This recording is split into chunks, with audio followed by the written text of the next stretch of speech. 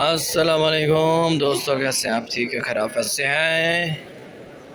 सज्जाद इस्लामी vlog आप देख रहे हैं। चैनल का नाम है ये खूबसूरत मनाजिर मदीना मुनव्वरा के, देख सकते हैं माशाल्लाह,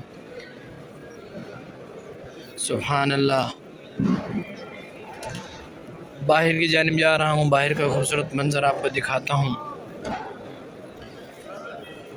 खादिम है माशाल्लाह, खिदमत करते हैं मदीने पाक की हाजियों की।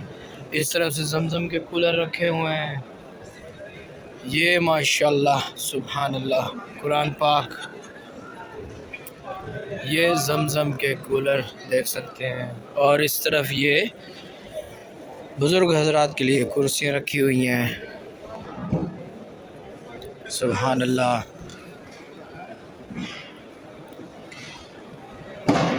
सुभान अल्लाह। दोस्तों ये देखें दोस्तों, इसमें पानी के कासे होते हैं जमजम पीने के लिए। ये बाहर का रास्ता है, देख सकते हैं बाहर की तरफ जा रहे हैं। ये अंदर का मंजर, ये हम हो रहे हैं बाहर की तरफ इंटर।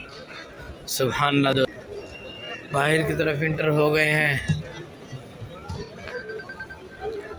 इस तरफ से ये इन्होंने कूलर यहाँ पर रखे हुए हैं, देख सकते हैं। ये जमजम के कूलर हैं माशाल्लाह।